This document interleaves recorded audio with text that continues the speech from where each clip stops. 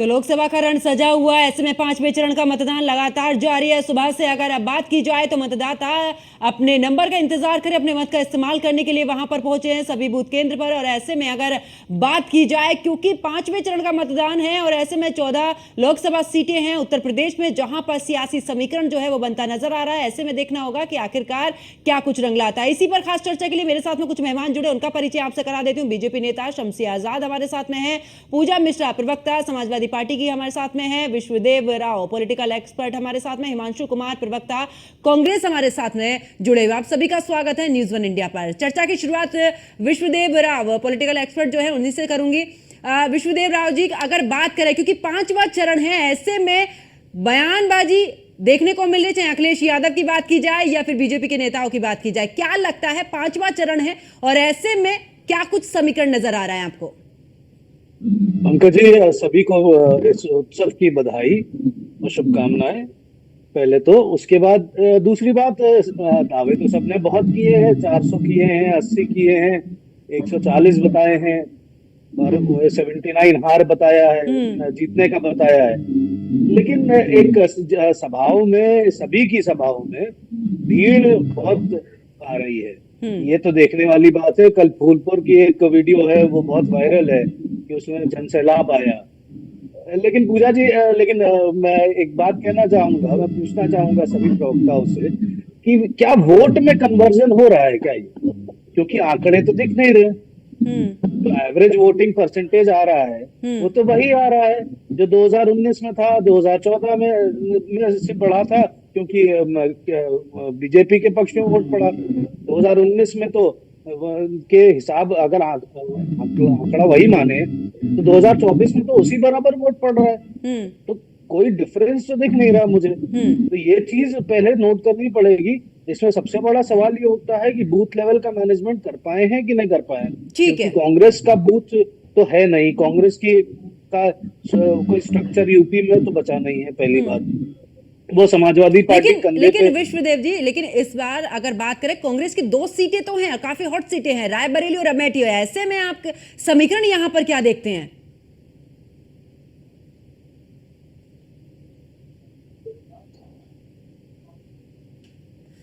विश्वदेव जी, आपकी आवाज मेरे पास तक नहीं आ रही। मैं वापस आपके पास में लौटूंगी। शम्सी आजाद बीजेपी से हमारे साथ में जुड़े हैं। शम्सी आजाद जी, क्या लगता है जिन 14 सीटों पर वोटिंग हो रही है, दूसरी तरफ अखिलेश यादव से जब हमारे संवाददाता ने बात की तो उनका भी कहना कि अब तो हम पूरी सीटें जीत रहे हैं। 5वां चरण आते आते पूरी सीटें हो गई समाजवादी पार्टी की। नमस्कार आपको और आपके चैनल के सभी दर्शकों को, इस चर्चा में भाग ले रहे हमारे सभी भाइयों को। लोकतंत्र का ये सबसे बड़ा पर्व चल रहा है, चुनाव, और जिसमें आज 5वें चरण का मतदान हो रहा है। और इसमें अगर अखिलेश यादव की बौखलाहट नहीं दिख रही है, वो 3रे चरण में दिख गई थी जब उन्होंने ऑल फॉल बकना शुरू कर दिया था। तो ये जनता बिल्कुल साफ चाहती है कि उनको क्या मतलब, राजनाथ सिंह की सीट में कहीं से डाउट दिख रहा है, मोदी जी की सीट पे कहीं दिख रहा है, मेनका जी की दिख रहा है कहीं पर, या आपके साक्षी महाराज की सीट दिख रही है, या जौनपुर से कृपा शंकर सिंह की सीट, आजमगढ़ से दिनेश लाल यादव की सीट। ऐसी कहीं पर भी कोई सीट नहीं जहां पर भारतीय जनता पार्टी का डाउट भी कहीं पर हो। और अखिलेश यादव कह रहे हैं कि हम 79 जीते और आज उन्होंने कह दिया कि 80 जीते। तो अपनी बातों को लगातार बदलकर ये बिल्कुल साफ दिख रहा है उनके चेहरे पर कि अब उन्होंने पूरी तरीके से वापस ले लिया है। कहीं पर भी समाजवादी पार्टी ने देखिए टिकट बांटने में भी यही किया था, चुनाव प्रचार में भी यही किया था, गठबंधन करने में भी यही किया था। तो अब भाषण देने में भी अगर इस तरीके का ऑल फॉल बयान दे रहे हैं तो इसको भारतीय जनता पार्टी बहुत गंभीरता से नहीं लेती। और भारतीय जनता पार्टी ने का जो नारा है 80 की 80 सीटों पर, आज भी भारतीय जनता पार्टी उसी पर कायम है। बहुत दबाव के बाद भी आपने देखा होगा कि भारतीय जनता पार्टी ने टिकट देने के बाद किसी का टिकट बदला नहीं। लेकिन वही समाजवादी पार्टी को आपने देखा कि भाई किसी ने 2 करोड़ दिया तो उसको दे दिया, 3 करोड़ दिया तो फिर उसका बदला, 5 करोड़ मिला तो फिर उसका बदला, 10 करोड़ मिला तो फिर उसका बदला। एक एक सीटों पर 3-3 आदमी का नामांकन भी समाजवादी पार्टी ने कराया। तो क्या ये सारी चीजें आपको गलत नहीं लग रही है? एक मिसाल आपको देते हैं कि जौनपुर में जैसे वहां पर हजारों नेता थे, लेकिन हुआ क्या कि बाबू सिंह कुशवाहा को 15 करोड़ में टिकट देकर, ये बिल्कुल आम बात है कि 15 करोड़ रुपए का, और उन्होंने भी कई जगह जिक्र किया कि हम तो पैसा देकर आए हैं और पार्टी की जिम्मेदारी की हमको जिताएगी। जबकि वहां पर कार्यकर्ता पूरी तरीके से नाराज है। जो पार्टी के कार्यकर्ता थे वो भी, यानी कि शम्सी आजाद जी पूरी लिस्ट लेकर आए हैं, कितने में कौन सा टिकट बांटा गया है, कितने उसका रेट लगा है। वापस लौटूंगी, जरा जवाब ले लेती हूँ। पूजा मिश्रा हमारे साथ में जुड़ी हुई हैं। पूजा जी, तमाम आरोप लग रहे हैं। पहले तो 79 सीटें, आज अखिलेश यादव ने कहा, यानी कि 5वां चरण आते आते लगाते 80 की 80 सीटों पर आ चुके हैं। और बीजेपी तो आरोप भी लगा रही है कि टिकट जो चेंज किए हैं, यानी कि प्रत्याशी जो बदले गए हैं इस दौरान, तो उनकी बोली लगी है, उसी के आधार पर बदले गए हैं। जवाब दीजिए। पंकज जी, आपको नमस्कार और साथी प्रवक्ताओं को भी नमस्कार। भाजपा के प्रवक्ता बोल रहे थे, मैं सुन रही थी। तो देखिए, आप मुझसे पूछेंगे तो मैं मुद्दों की बात करूंगी, क्योंकि हम मुद्दों पे चुनाव लड़ रहे हैं। हम ऐसे बिल्कुल हवाई बातें नहीं करेंगे। हो सकता है कि जो है शमशाद जी को जो है जाके उन्होंने पैसे दिए होंगे बाबू सिंह कुशवाहा जी ने, और जो है मैं जो 14 सीटों पे चुनाव हो रहे हैं ना, उनके बात कर लेते हैं। तो देखिए जो है, मैं अभी जो है प्रयागराज की भदोही लोकसभा क्षेत्र में हूँ, और फूलपुर का जो कल प्रोग्राम था, तो हम प्रोग्राम में भी रहे थे। तो जो है, जो हमारी जो सीटें हैं, अभी कोसाम्बी पे वोटिंग हो रही है, तो कोसाम्बी सीट जो है हमारी बिल्कुल जीती हुई है। हमें कोई जो है उसमें संशय ही नहीं है। और जहां तक बात कर रहे थे भाजपा के प्रवक्ता की, जो है हमारे मंचों से उल जुलूल बयान आ रहे, तो कहाँ आ रहे हैं? हमारे मंचों से तो मुद्दों के बयान आ रहे हैं, हमारे मंचों से मुद्दे उठ रहे हैं, और हम मुद्दों की लड़ाई लड़ रहे हैं। ये आपकी घबराहट है, ये माननीय प्रधानमंत्री की घबराहट है कि ये जो है उल जुलूल बातें कर रहे हैं, अलग धर्म के नाम पे वोट मांग रहे हैं, किसी और चीजों के नाम पे वोट मांग रहे हैं। आप देखिएगा, जैसे जैसे चरण बदलते जाएंगे, इनकी घबराहट और बढ़ेगी, और ये अलग अलग मुद्दों पे वोट मांगेंगे, सिवाय कार्य के। कार्य इन्होंने किया नहीं, तो कार्य के मुद्दे पे वोट नहीं मांगेंगे। नौकरी इन्होंने नहीं दी, तो उस मुद्दे पे वोट नहीं मांगेंगे। हम युवाओं को नौकरी देने के मुद्दे पे वोट मांग रहे हैं। हम अग्निवीर जैसी व्यवस्था को खत्म करने के लिए जो वोट मांग रहे हैं। हम किसानों का जो कर्ज है उसको माफी करने के लिए, उनका जो बकाया है उनको वापस दिलाने के लिए, हम उनके अधिकार के लिए वोट मांग रहे हैं। तो इन सब चीजों के लिए जब हम वोट मांग रहे हैं, और हम निश्चिंत हैं। आप देखिएगा पंकज जी, हमारे मंचों से कभी जाति धर्म की बात पहले नहीं आई है। पहले अगर जाति धर्म की बात आई है तो वो भाजपा के मंचों से आई है, और इनके बड़े बड़े जो है माननीय देश के प्रधानमंत्री जी जो है जाति धर्म की बात करते हैं। ये क्या टिकट काटने की? भाई हमारे लेकिन पूजा मिश्रा, अगर जाति धर्म की बात नहीं तो अयोध्या क्यों नहीं गए हैं अखिलेश यादव? क्यों इस दौरान तमाम बीजेपी ने भी बोला है, तमाम आरोप भी लगाए हैं, आखिरकार जब जाति धर्म की बात आती है तो क्या एक वोट बैंक को साधने की वजह से, क्योंकि जिस तरीके से बीजेपी आरोप लगा रही है, तो क्या इस वजह से नहीं गए हैं? क्यों आप तो जिस तरीके से कह रहे जातिवाद नहीं करते हैं। पंकज जी, जो है शंकराचार्य भी नहीं गए, चारों शंकराचार्य भी जो है अभी राम मंदिर के दर्शन नहीं करने गए। तो क्या वो जो है हिंदू नहीं है? वो हमारे धर्म गुरु हैं, और वो तक जो है नहीं गए थे। तो वजह क्या है? वजह क्या है पूजा जी? ऐसे समाजवादी पार्टी में वजह क्या है? ऐसा तो नहीं है समाजवादी अगर कांग्रेस की बात करें, तमाम कांग्रेस वालों का भी कहना है कि आखिरकार इसी वजह से हम जितने भी हमारी तरफ से गए हैं उन लोगों को पार्टी से अलग कर दिया। तो क्या यही डर है क्या समाजवादी पार्टी के अंदर भी? नहीं, बिल्कुल नहीं। समाजवादी पार्टी में बिल्कुल नहीं अलग। क्या मैं चली जाऊं? मेरे बहुत सारे लोग सब गए हुए हैं, तो सब दर्शन करके आ रहे हैं। पार्टी की तरफ से किसी को कोई रोक टोक नहीं। हम धर्म को मंच पे नहीं लाते, राजनीतिक मंच पे नहीं लाते हैं। हम संविधान को मानते हैं, इसलिए हम धर्म को राजनीतिक मंच पे नहीं लेके आते हैं। एटा में जो है भगवान शिव का मंदिर बन रहा है। कभी एक बार भी अखिलेश यादव जी ने मंच में बोला हो कि जो है एटा में हम भगवान शिव जी का मंदिर बनवा रहे हैं? शालिग्राम की पूजा हुई थी हमारे जो है पार्टी कार्यालय पे, एक बार भी जो राष्ट्रीय अध्यक्ष जी ने उसको मंच से बोला हो? नहीं बोला। हम चुनाव के टाइम पे जो है मुद्दों की बात। अमेठी से राहुल गांधी नहीं लड़ रहे हैं। केएल शर्मा पर विश्वास जताया है कांग्रेस पार्टी ने, यानी कि 40 साल का विश्वास। स्मृति ईरानी का कहना है कितना भी विश्वास जता लीजिए, मात्र 3 साल का जो मैंने यहाँ पर काम किया है उसको जनता पूरी तरीके से स्वीकार करे। रायबरेली को लेकर भी बोला जा रहा है कि राहुल गांधी भले ही चाहे रायबरेली चले जाए, वायनाड से पूरे तरीके से टुकराए जा चुके हैं। अब रायबरेली का नंबर है जहां से वो चले जाएंगे। तो क्या लग रहा है इस दौरान आपको? देखिए, निश्चित रूप से रायबरेली और कांग्रेस जो दोनों सीटें परंपरागत रूप से कांग्रेस की रही है, हम दोनों सीटों पर चुनाव लड़े। और यह कहना कि श्री राहुल गांधी जी वायनाड से हार रहे हैं, तो एक ये जुमला है। जिस तरह से भारतीय जनता पार्टी पहले भी जुमला बोलती आई है, उसी तरह से यह भी एक जुमला है। इसमें कहीं कोई सच्चाई नहीं। कांग्रेस और नेहरू गांधी परिवार के लोग आज उत्तर से दक्षिण तक सभी जगहों पर पूरे भारत में उनका सम्मान है, उनकी प्रतिष्ठा है, उनके प्रति लोगों की निष्ठा है। और रायबरेली में राहुल गांधी जी यदि चुनाव लड़ रहे हैं तो उनकी जिम्मेवारी, उनका कर्तव्य है, क्योंकि वह सीट आज से नहीं, जिस समय रायबरेली एक संसदीय सीट का हिस्सा हुआ करता था, वहां से स्वर्गीय फिरोज गांधी जी, इंदिरा गांधी जी लगातार चुनाव जीती रही, उसके बाद श्रीमती सोनिया गांधी जी चुनाव जीती रही वहां से। तो एक कर्तव्य है, उस कर्तव्य का निर्वहन श्री राहुल गांधी जी कर रहे हैं, क्योंकि वहां की जनता का सेवा करना, उसका निर्वहन करना निश्चित रूप से कांग्रेस की जिम्मेवारी है और राहुल जी की जिम्मेवारी। जिस जिम्मेवारी को हिमांशु जी, लेकिन स्मृति ईरानी का कहना है कि मैंने तो अपना आवास भी वहां पर बना लिया है, मैं तो जनता के लिए पूरी तरीके से समर्पित हूं। इतने साल राज किया है राहुल गांधी का, वहां पर कुछ भी नजर नहीं आता। उन्होंने तो ये कहा कि तो मैं रहने के लिए भी यहाँ आ चुकी हूँ, मैं तो जमीनी स्तर पर लोगों की समस्याएं सुन रही हूँ। मैं तो अमेठी गया था। अमेठी में जो युवाओं की बात मैंने सुनी और जो मुझे पता चला, 13 रुपए किलो चीनी मिल रहा है क्या? लोग पूछ रहे हैं आज की 13 रुपए किलो चीनी क्यों नहीं स्मृति ईरानी जी वहां उपलब्ध करवाई? उन्होंने जो जो वादा किया था, जिन वादों के साथ कड़े संघर्ष में श्री राहुल गांधी जी को पिछले चुनाव में हराया था, क्या उन एक भी वादों को पूरा किया? जो विकास अमेठी में चल रहा था श्री राहुल गांधी जी के समय में, या फिर श्री स्वर्गीय राजीव गांधी जी के समय में, या फिर उससे पहले स्वर्गीय संजय गांधी जी के समय में, अमेठी में जो परंपरागत रूप से काम हो रहा था, आज वो सारे विकास के काम ठप पड़ गए हैं। वहां की जनता निश्चित रूप से फिर से चाह रही है कांग्रेस यहाँ से इस कांग्रेस का सांसद बने। और के एल शर्मा जी आज 40 वर्षों से स्वर्गीय राजीव जी के समय से ही वहां काम कर रहे हैं और वहां की जनता से कनेक्टिविटी है, वहां से कार्यकर्ताओं से कनेक्टिविटी। एक सेकंड, थोड़ा 1 मिनट समय दीजिए, मैं कुछ बात करना। ये हमारे पॉलिटिकल एक्सपर्ट बोल रहे थे, राजनीतिक विश्लेषण, कि वही वोट प्रतिशत आज भी है कमोबेश। मैं उनको आंकड़ा बताना चाहता हूँ। 2004 में और 9 में 58% से कुछ ज्यादा, 58 कुछ परसेंट था 2004 में, 58 से कुछ ज्यादा 2009 में था।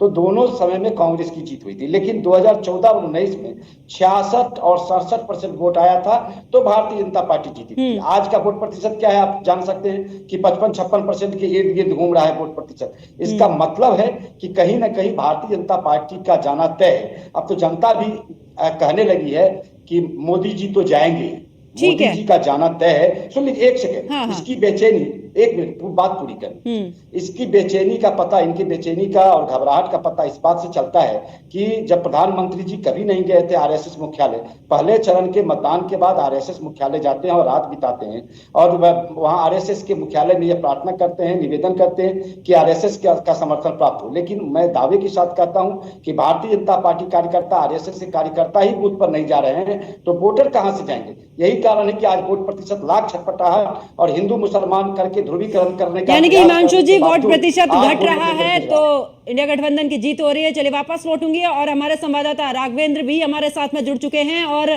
ग्राउंड जीरो पर पूरे तरीके से जाना है राघवेंद्र ने। राघवेंद्र, आज 5वें चरण का चुनाव था, ग्राउंड जीरो पर सुबह से ही आप हैं, क्या कुछ तस्वीर सामने आ रही है? क्योंकि आरोप प्रत्यारोप तो आप सुन ही रहे हैं सबकी तरफ से। बिल्कुल पंकज, देखिए मैंने सिर्फ अयोध्या ही नहीं बल्कि सुबह मैंने पहले अमेठी की गौरीगंज की कई सारे बूथों पर कवर किया, खुद स्मृति ईरानी को भी देखा वोट डालते वक्त, और उसके बाद बाराबंकी के कुछ एक हिस्से में आज मैंने कवर किया और इस वक्त मैं अयोध्या में हूँ। यानी कुल मिलाकर एक तरफ लोकसभा के रण को लेकर जहां तीनों यानी त्रिकोणीय मुकाबले को लेकर पार्टी कार्यकर्ताओं में बेहद उत्साह देखने को तो मिल ही रहा है, साथ ही मतदाताओं में भी एक बड़ा उत्साह देखने को मिल रहा है। अब देखिए हमारे ठीक पीछे की तस्वीर देखिए, तेज धूप थी, गर्म मौसम था, यानी जैसे जैसे तापमान गर्म होता चला रहा, ठीक उसी तरह से कहीं ना कहीं कमी भी देखने को मिली मतदाताओं की। लेकिन अभी भी हमारे साथ कुछ लोग मौजूद हैं, हम समझते हैं कि आखिर वे किन मुद्दों पर अपना मत कर रहे हैं, किस तरह से मतदान कर रहे हैं।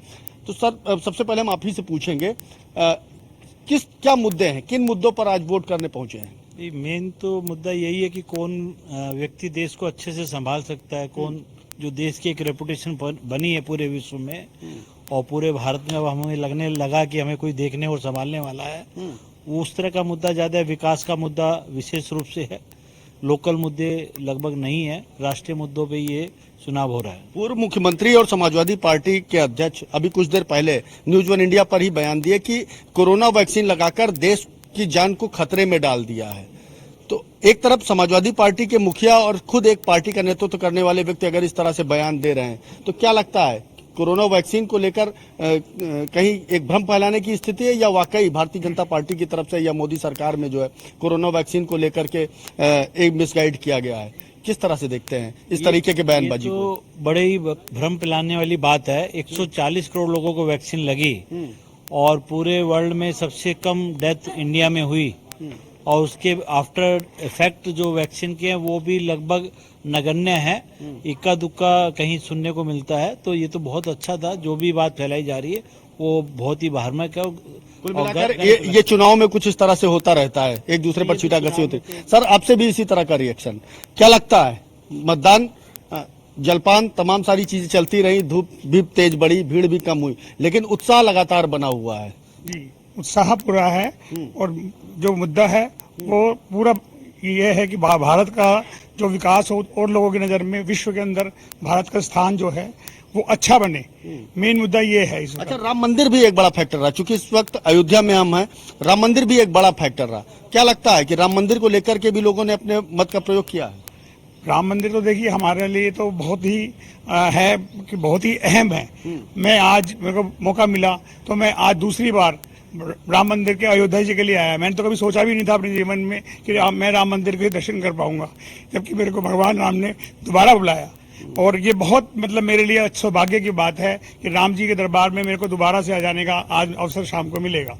सर राम मंदिर वाला ही राम मंदिर को लेकर के ही सवाल करते हैं, क्योंकि विपक्ष हमेशा इस बात को कहता रहा है कि सिर्फ राम की बात कर रहे हैं, साहब विकास की भी बात करिए, रोजगार की भी बात करिए, आप सड़कों की बात करिए, बिजली की बात करिए, लेकिन सिर्फ आप राम की बात करते हैं, सिर्फ धर्म की बात करते हैं। तो एक पहला सवाल कि विपक्ष के लिए क्या जवाब दे रहे हैं, क्योंकि एक तरफ आपने जो है खुल के बात की है, कहीं ना कहीं भारतीय जनता पार्टी के पक्ष में बात की है। शायद मेरा आज के समय में ये पूछना शायद उचित नहीं था, मुझे बिल्कुल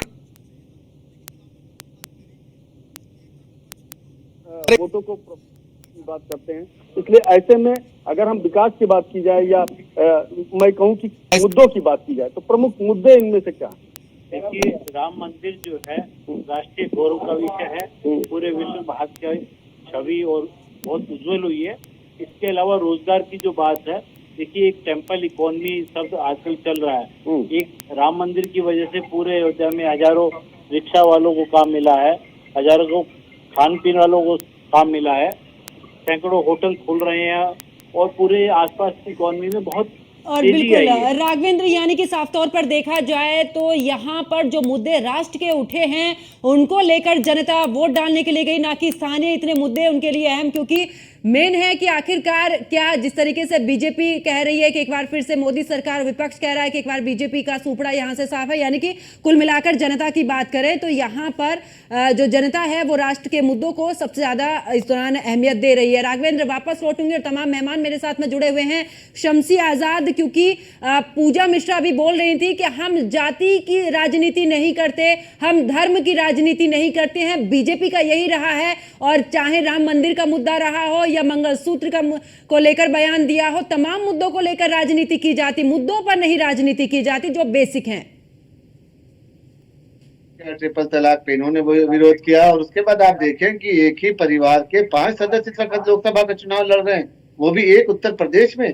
तो अगर परिवार बात का इन पर आरोप लग रहा है तो कहाँ से गलत हो सकता है? आप बता दें कि भारतीय जनता पार्टी का कौन सा प्रत्याशी, 2 भाई कहीं से लड़ रहे हैं, मियाँ बीबी कहीं से लड़ रहे हैं, पिता पुत्र कहीं से लड़ रहे हो, कहीं पर भी नहीं है। पूरे देश में आप जांच करा लीजिए, कहीं पर भी ऐसा नहीं है। लेकिन आप अकेले उत्तर प्रदेश में देखेंगे तो बदायूं से इनका भाई, कन्नौज से ये मैनपुरी से डिम्पल यादव, वहां से अजित यादव, वहां से प्रतीक। तो इस तरीके से परिवार बचाने की राजनीति जनता पूरी तरीके से समझ चुकी है। इसीलिए विधानसभा में जनता लगातार इनको दुत्कारती रही, लगातार इनका तिरस्कार करती रही। 2012 ही एक ऐसी वो घड़ी थी जो जनता उत्तर प्रदेश की जो है काला दिवस के रूप में मनाती है कि हमने मुलायम सिंह यादव, स्वर्गीय मुलायम सिंह यादव जी के कहने पर जो है इनको मुख्यमंत्री घोषित कर दिया था, इनको जो वोट दे दिया था। लेकिन हुआ क्या, त्राही त्राही पूरे प्रदेश में लगातार 17 तक होती रही। उसके बाद देश की जनता ने इनको कभी जीतने का मौका नहीं दिया, कभी कुर्सी पर बैठने का मौका नहीं दिया। पैसे देकर टिकट बंटवारा, 3 करोड़ किसी ने दे दिया, उसको टिकट दे दिया, 5 करोड़ किसी ने दे दिया, उसको टिकट दे दिया, किसी माफिया ने फोन कर दिया, 3-3 जगह 4-4 जगह इनका टिकट इस तरीके से बदला गया। आप समझ सकते हैं जी, मुझे लग रहा है काफी होमवर्क करके आप आए हैं, पूरी लिस्ट ही ले आए आप तो कि आखिरकार किसको कहां से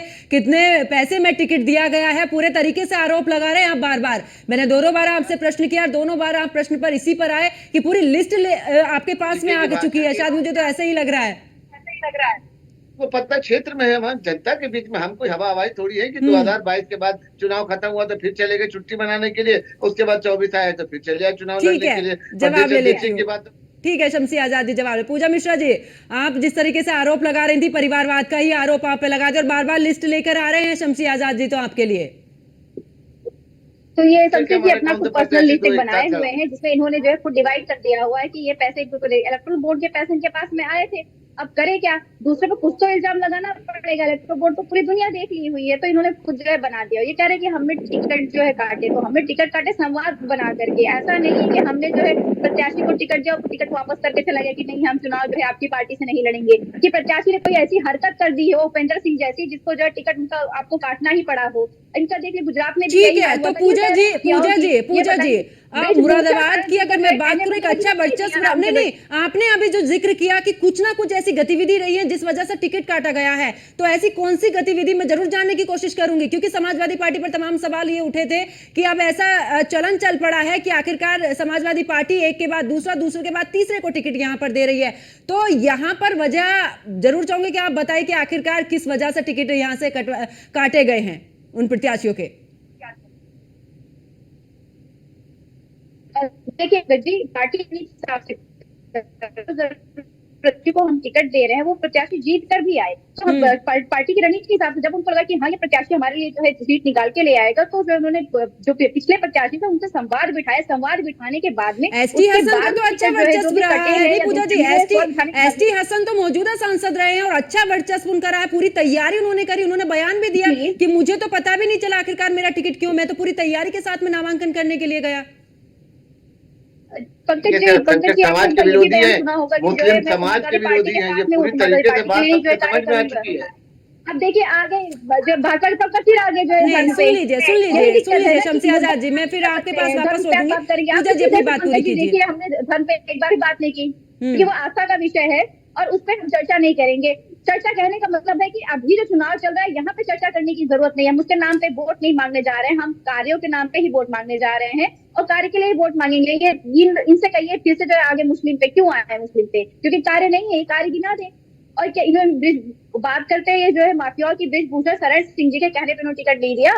उनके बेटे को चुनाव लड़ने की क्या जरूरत थी कि टेनी का टिकट नहीं काट सकते थे, नहीं काट पाए। और ब्रिजभूषण शरण का, टेनी का, ऐसे लोगों का इनकी हिम्मत ही नहीं टिकट काट दे, और जो वो कहेंगे वही इनको करना पड़ेगा और ये करते हैं।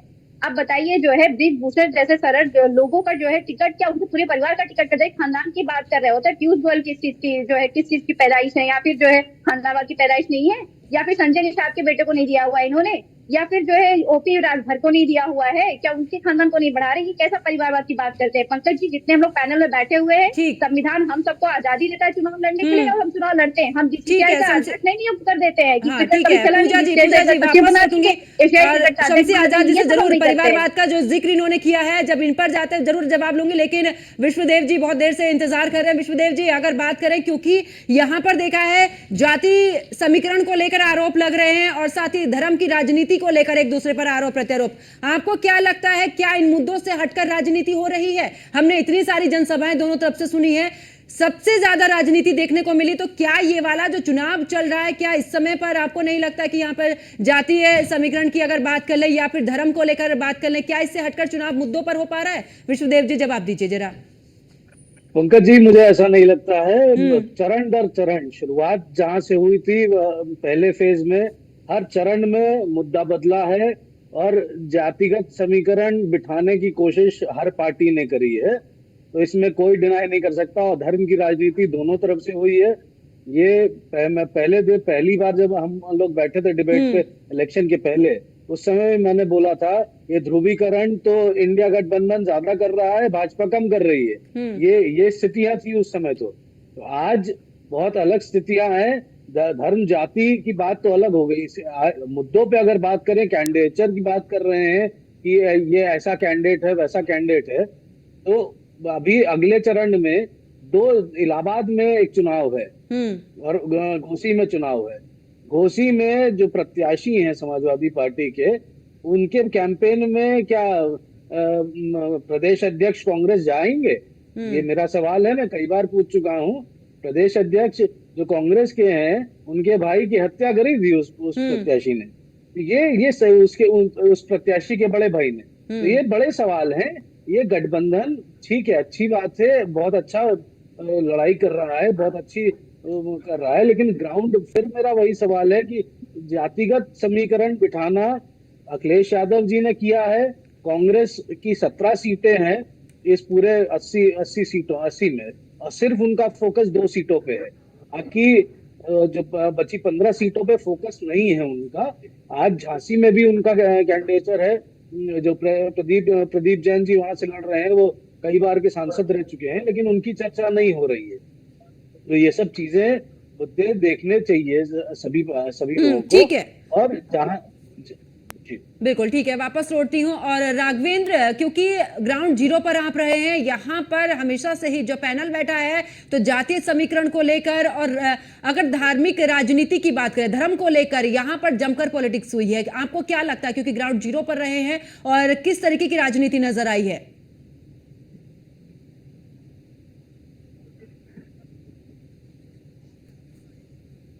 एक शब्द आता है नूरा कुश्ती का, तो शायद वो बिल्कुल सटीक बैठता है, नूरा कुश्ती। क्योंकि जब भी अगर मुस्लिम वोटों के ध्रुवीकरण की बात हो तो हमेशा कांग्रेस और समाजवादी पार्टी पर आरोप लगते रहे, और जब हिंदुओं के वोटों के ध्रुवीकरण की बात हो तो भारतीय जनता पार्टी सबसे आगे खड़ी होती है। तो कुल मिलाकर इन दोनों पार्टियों पर, या यूं कहें कि गठबंधन और जो सरकार के लोग हैं, इन सब पर लगातार आरोप लगे रहे। और शायद सबसे इसकी अगर असल वजह देखी जाए तो उत्तर प्रदेश एक सियासती अखाड़ा रहा है। उत्तर प्रदेश की सिर्फ अयोध्या की ही ना बात करें, आप मथुरा की बात करिए, वाराणसी की बात करिए, ये तमाम सारे ऐसे स्थल रहे हैं जिन पर लगातार एक बड़ा विद्वेष फैलाया गया, और इन जगहों से एक वोटों की बड़ी राजनीति हुई। तमाम बार सरकारें बनी, बिगड़ी, और एक वक्त ऐसा आया कि पूर्ण बहुमत से भी सरकार बनी। 2 बार लगातार नरेंद्र मोदी की सरकार बनी, और तीसरी बार विपक्ष ने उन लोगों के साथ गठबंधन किया जिनके बारे में हमेशा तीखी टिप्पणियां की जाती थी मंच से, चाहे वह कांग्रेस के नेताओं, समाजवादी पार्टी के खिलाफ बोलने से नहीं चूकते थे, समाजवादी पार्टी आम आदमी पार्टी के खिलाफ बोलने से नहीं चूकते थे। तो कुल मिलाकर राजनेताओं की जो चालें हैं वह अब लगभग जनता भी समझ चुकी है। हर समझते हैं कि आखिर राजनेता किस तरह से उनके वोटों का ध्रुवीकरण करते हैं, किस तरह से उनके वोटों को अपने हक में लेने की बात करते हैं। और शायद यही वजह है, आप देखिए कि मतदान स्थलों पर जो कमी आई है, वोट प्रतिशत में कमी आई है, इसका सीधा एक अगर आप निकालें कि नतीजा क्या है, तो शायद यही वजह हो सकती है कि राजनेता सिर्फ मतदाताओं से उनके वोट लेने को लेकर कभी मंदिर, कभी मस्जिद, कभी गुरुद्वारा, कभी चर्च, इन सब के नाम पर लड़ाने के काम करते हैं। उनसे कभी वोट लेने के बाद कई बार ऐसा होता है कि राजनेता फोन पर बात करना उचित नहीं समझते, शायद इस वजह से उन्हें ना तो टिकट दिया जाता और ना ही वो पाने के बाद जीतते ही हैं। तो ये तमाम सारे ऐसे मुद्दे हैं जिनको हर एक व्यक्ति को समझना चाहिए। मतदाताओं को भी इस बात का को स्पष्ट रूप से समझना चाहिए कि आखिर कौन सा व्यक्ति उनके बुरे समय में काम आया था। कोविड काल ने शायद हम सबको एक ऐसी दिशा दिखाई है जिस दिशा को बखूबी हमें हर एक व्यक्ति को समझना चाहिए। हमें पड़ोसियों से वह एक स्नेह और प्यार की भावना रखनी चाहिए, क्योंकि सबसे पहले वही हमारे उस दिन काम आए थे। चिकित्सा जगत की बात की जाए, पत्रकारिता जगत की बात की जाए, या तमाम ऐसे संस्थान, पुलिस व्यवस्था, यानी कि राघवेंद्र को मिलाकर बात करें तो जिन मुद्दों को लेकर एक दूसरे पर आरोप प्रत्यारोप लगाया जा रहा है, ऐसी कोई भी पार्टी नहीं है जो इन मुद्दों को लेकर चुनावी मैदान में नहीं उतरी हो। बिल्कुल है। तो वापस लौटती हूँ आपके पास में। और शमसी आजाद जी, तमाम आरोप आप इस समय पर अगर इंडिया गठबंधन पर लगा रहे थे परिवारवाद का, लेकिन राजभर हुए और दूसरी पार्टियां हुई। इधर ब्रजभूषण शरण सिंह ने भी उनके बेटे को भी बीजेपी ने इस दौरान चुनावी मैदान में उतारा। तो परिवारवाद तो यहाँ पर भी बोला जा रहा है, फिर आप किस परिवारवाद की बात कर रहे हैं? जी, एक सवाल आपसे, पैनल पे भी सब लोग बैठे और मीडिया के एक्सपर्ट भी बैठे हुए हैं। राजभर जो है तो मोदी के परिवार के, अमित शाह के परिवार के, राजनाथ सिंह के परिवार के। हमने परिवार की बात की। जिस तरीके से अखिलेश यादव, डिम्पल यादव उनकी पत्नी है, जिस तरीके से अखिलेश यादव उनके भाई हैं, दूसरे उनके भाई हैं, धर्मेंद्र यादव उनके भाई हैं, इसको परिवार कहा जाता है? ये कि मतलब राजभर जो है गठबंधन दल के नेता है, भाई उनको एक सीट चाहिए तो उनके लड़के को दी गई, और वहाँ जो है तो उनके क्या कहते हैं कि जो है क्या नाम, संजय निषाद जी, उनके लड़के को दी गई। ये परिवार का नहीं मामला हुआ। परिवार का तब होता है भारतीय जनता पार्टी का, जिस तरीके से राजनाथ सिंह लड़ रहे हैं, कहीं से उनका लड़का लड़ रहा होता, कहीं से उनकी पत्नी लड़ रही होती, साक्षी महाराज लड़ रहे हैं, कहीं से उनका लड़का, उनकी पत्नी, उनका भाई कहीं से लड़ रहा होता। ये परिवारवाद है जिसको हमेशा समाजवादी पार्टी ने बढ़ावा दिया है। और अब ये अल्पसंख्यक समाज और उनका ओबीसी समाज इसने पूरी तरीके से कह दिया है कि जब भी चुनाव आता है तो क्या कार्यकर्ता सिर्फ जो है लाठी खाने के लिए, नारा लगाने के लिए। और अभी तो उन्होंने बीच में जिस तरीके से प्रदेश अध्यक्ष अपना बदला है, उसी से इनकी पार्टी में अंदर काफी आक्रोश दिख रहा है। जिस तरीके से नरेश पटेल को जो है बहुत पुराना इनका विरोध चल रहा था, लेकिन नहीं बदला, उसके बाद एकदम से जो है तो उन्होंने परिवर्तन कर दिया। उनका तो कहना है ना, उनका तो शमसी आजाद जी, उनका तो कहना है कि ये तो हमारी पार्टी का अंदरूनी मामला है, हम जिसे चाहें उसे प्रत्याशी बना सकते हैं, इसमें आरोप क्यों लगाना? हमारा ये अंदरूनी मामला है, हम जिसे चाहें चुनावी मैदान में उतार सकते हैं, जिसे चाहें अध्यक्ष बना सकते हैं, उसे अध्यक्ष पद से हटा सकते हैं। ऐसे तो बीजेपी में भी होता रहा है। तो इन सब चीजों को वो मायने नहीं दे रहे। उनका कहना है कि इन सब चीजों पर नहीं, हम तो मुद्दे की राजनीति कर रहे हैं, हम तो जनता के मुद्दों को उठा रहे हैं, बेरोजगारी का हुआ, महंगाई का, हम तो इन मुद्दों पर चुनाव लड़ रहे हैं। बात है कि कहीं 2 साल महंगाई के मुद्दे पर आपने देखा कि अखिलेश यादव धरना दे रहे हैं, प्रदर्शन कर रहे हैं, लाठियां खा रहे हैं, जेल जा रहे हैं? कभी हुआ आपने देखा? कोई नेता समाजवादी पार्टी का बैठे हुए प्रवक्ता कहीं कोई फोटो दिखला सकते हैं? आपके चैनल के माध्यम से कहीं दिखलाया कि 2022 से 2024 तक महंगाई नहीं थी? जब चुनाव आता है तभी इनको लगता है कि मुसलमान खतरे में है, ईमान खतरे में है, महंगाई बहुत है, महिलाओं पे अत्याचार हो रहा है, रोजगार नहीं है, नौकरी नहीं है, पेपर लीक है। अरे 2022 के बाद भी आपके पास 2 साल तक का टाइम था। अगर आप जनता के बीच में जाते तो आज जिस तरीके से आपको हार का मुंह देखना पड़ रहा है, आपकी ही पार्टी के लोगों ने किस तरीके से सनातन धर्म के विरोध में किस तरीके से नारे लगाए, आप ही के पार्टी के लोगों ने किस तरीके से राम मंदिर का विरोध किया, आप ही ने आज तक जो राम मंदिर जाने का जो है वो क्या कहते हैं कि वो नहीं किया, हिम्मत नहीं जुटाई। ये सिर्फ क्यों? क्योंकि ये तुष्टिकरण की राजनीति। तो कह रहे ना शंकराचार्य भी नहीं आए हैं दर्शन करने के लिए। तो शंकराचार्य का मुकाबला आप अपने से करेंगे? शंकराचार्य ने तो वजह बताई ना। आप है शंकराचार्य की जगह, क्या वजह बताएंगे? और आपके गठबंधन के नेता कैसे चले जा रहे हैं, आपके लोग कैसे चले जा रहे हैं, ये भी तो आप बताए ना। और आपके ही लोगों ने किस तरीके से विधानसभा में जय श्री राम के नारे लगाए जब आपकी पार्टी से वो अलग हो गए। आज आप तो न कहीं धरातल पे दिख रहे हैं, न कहीं संगठन में दिख रहे हैं। ये सिर्फ आपको लगता है कि भीड़ तो तमाशबीनों की होती है, भीड़ तो देखने के लिए आती है कि भाई कितनी मेहनत करके मुलायम सिंह यादव ने पार्टी को खड़ा किया, अपना खून पसीना एक किया, और एक लड़का अपनी हरदर्मिता में, अपने अकड़ में जो है किस तरीके से पार्टी को खत्म कर रहा है। यही बात राहुल गांधी की रैली में होती है। वोट को कन्वर्ट करना ये भारतीय जनता पार्टी जानती है, क्योंकि दरवाजे पर जाना पड़ता है। खाली देखने के लिए जनता पहुंच रही है, साथ देने के लिए नहीं पहुंच रही है। शमसी आजाद यही कहना है। राघवेंद्र, कुल मिलाकर अगर बात करें, क्योंकि जिस तरीके से अभी शमसी आजाद भी बोल रहे थे कि यहाँ पर जो अगर विपक्ष की तरफ भीड़ आ रही तो वो सिर्फ देखने के लिए आ रही कि पार्टी को किस तरीके से डुबोया जा रहा है।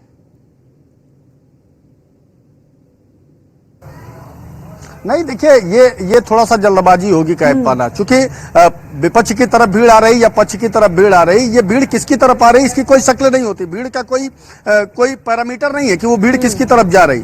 आज ना तो वोट प्रतिशत को लेकर के पहले से ही हम कोई मौसम वैज्ञानिक हैं कि हम इस बात का दावा कर दें, जिस तरह से तमाम सारे हमारे प्रवक्ता भाई लगातार इस बात को कह रहे हैं कि हमारी सीटें इतनी आ रही, कुछ लोग बोल रहे हैं हमारी सीटें इतनी आ रही। किसी ने कुछ नहीं देखा है। अगर भारतीय जनता पार्टी पूर्ण बहुमत से सरकार बनाती तो थैंक यू।